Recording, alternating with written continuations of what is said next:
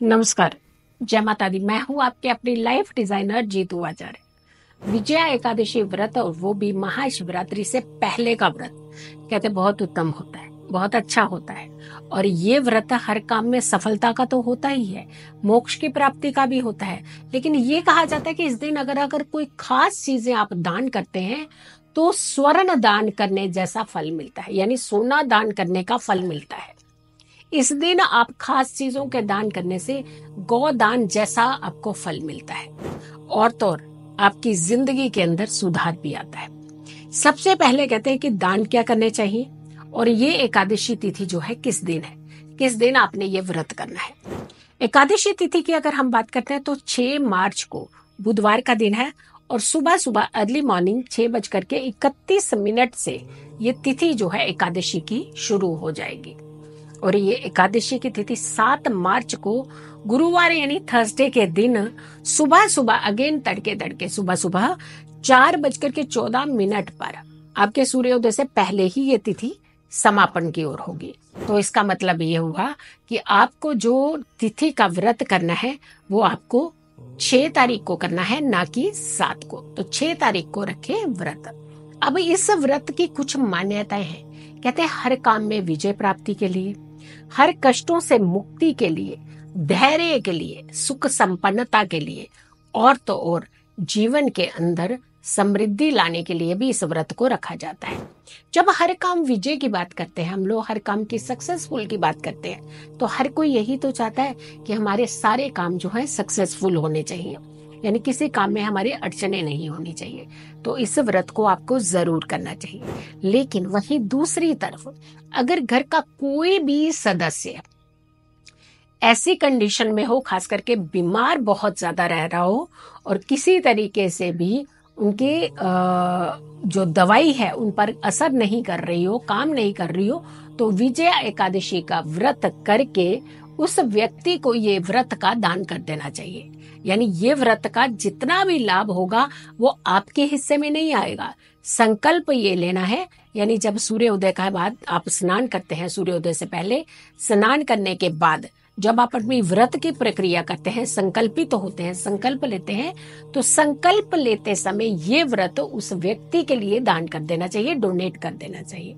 यानी इस व्रत में रखे गए पूरे कर्म जो है उस व्यक्ति को मिल जाए। तो आप सोचिए कितनी एनर्जी जो होती है, कि आज के इस युग में भी हम कहते हैं कि कुछ भी संभव नहीं है, लेकिन आज के युग में भी ये सारी चीजें, कर्म का आदान प्रदान भी संभव है। इसीलिए हमेशा अच्छे कर्मों की तरफ ध्यान देना चाहिए। तो आप ये कष्ट मुक्त करने वाला व्रत जिसे हम कहते हैं, तो घर का कोई भी सदस्य जो कष्ट से पीड़ित हो रहा हो उसे कष्ट से मुक्ति दिलवा सकते हैं आप। तो ये व्रत आप उसके लिए कर सकते हैं। अब आते कहते हैं कि इस दिन दान का खास करके महत्व होता है। कोई भी दान करना इस समय स्वर्ण दान करने के बराबर होता है। लेकिन दान कैसे है? भगवान विष्णु की आराधना करते करते साथ के साथ आपने कुछ डोनेशन जो करनी है वो किस तरीके की करनी चाहिए। कोई ऐसी कन्या जिसके माता पिता में नहीं हो, सक्षम नहीं हो कि उस बच्चे को एजुकेशन दिला सके, तो आपने एजुकेशन का सहारा उन्हें डोनेट करनी चाहिए। ऐसी चीजें, ऐसी सामग्री, या फिर उनकी फीस आप कह सकते हैं, या फिर उनकी यूनिफॉर्म कह सकते हैं, उनके शिक्षा से जुड़ी हुई सामग्री आप डोनेट कर सकते हैं। कई गुना ज्यादा लाभ आपको और आपकी संतान को मिलता है। विद्या दान सबसे बड़ा दान कहा जाता है। शिक्षा दान का कोई दूसरा तोड़ नहीं है। इसीलिए कहते हैं कि जो जरूरतमंद व्यक्ति हो उन्हें आपने खास करके इस तरीके के सहयोग जरूर करने हैं।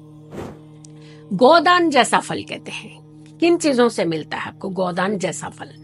आपको अन्न दान करना चाहिए। लेकिन अन्न भी किन्हें दान देना चाहिए? हाँ, डेफिनेटली आपको पूज्य ब्राह्मण जी को भी आपने बहुत सारी दक्षिणा दान देने चाहिए। लेकिन एक भूखे को कहते हैं कि रोटी मिल जाए तो उसके पेट में जब वो अन्न जाता है तो उसका कितना ज्यादा लाभ आपको मिलता है। कई दुआएं आप लेते हैं उस समय। तो अन्न का दान भी सर्वोपरि माना जाता है। और अन्न भी रॉ अन्न दान करना चाहिए, यानी कच्चा अन्न का दान करना चाहिए, जिसमें चावल के बिना आप बाकी सारी चीजों का दान आप कर सकते हैं। लेकिन ऐसे जरूरतमंद व्यक्ति को सिर्फ एक दिन का दान नहीं, यह संकल्प लेना चाहिए कि लगभग 40 दिन हम आपके अन्न का दान जो है वो आपको करेंगे। यानी 40 दिन तक आपने उसका सहयोग करना है अन्न के दान का, और इस दान से आपको गौ दान जैसा फल जो है वो मिलता है। अब देखिए, अन्न की परिभाषा अलग है। अगले को अगर के चाहिए 50 किलो का आटा या कुछ, तो आप ऐसा तो नहीं कर पाएंगे। लेकिन जितना आपके अंदर सामर्थ्य है, जितना आप इजीली डोनेशन का क्या मतलब होता है कि तकलीफ ना आपको होनी चाहिए ना उसे जिसे आप कुछ चीज दे रहे हैं। अब उसको तकलीफ कैसे होगी कि जब आप एहसान की तरह किसी को कोई चीज डोनेशन करते हैं तो वो सामने वाले को तकलीफ पहुंचाता है, तो वो दान आपको नहीं लगता है, उसका लाभ आपको नहीं होता है। इसीलिए आपने जब अन्न का ये दान करना है, जितना आपका सामर्थ्य है आप ये डोनेशन जो है वो कर सकते हैं। अब आइए भक्ति के ऊपर, कि इस दिन से सिर्फ दान ही करना चाहिए, भगवान की भक्ति करनी चाहिए, भगवान विष्णु के मंत्रों का जाप करना चाहिए, भगवान की आराधना करनी चाहिए। निराहार जो व्रत आप रखते हैं, वो व्रत तो आप जो रखिए, जैसा विधि विधान से आप रखते हैं, जिस रिचुअल को आप फॉलो करते हैं रखिएगा। लेकिन कहा जाता है कि फलाहार व्रत रखना चाहिए। फलाहार व्रत रख करके आप अपने नर्व सिस्टम को भी एक रिलैक्स देते हैं। वाणी के ऊपर खास करके कंट्रोल रखना चाहिए। आपकी वाणी का प्रयोग किस तरीके से कर रहे हैं, किन शब्दों का प्रयोग कर रहे हैं, ये चयन आपको करना चाहिए।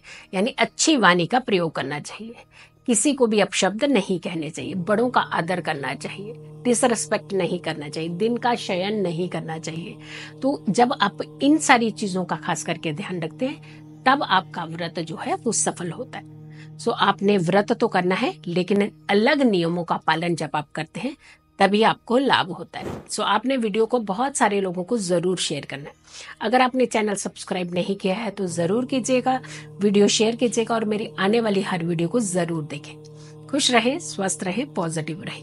पॉजिटिव रहते हैं तो हर समस्या से हम दूर रहते हैं। जल्दी हाजिर होंगे एक अच्छी वीडियो के साथ। तब तक के लिए नमस्कार, जय माता दी।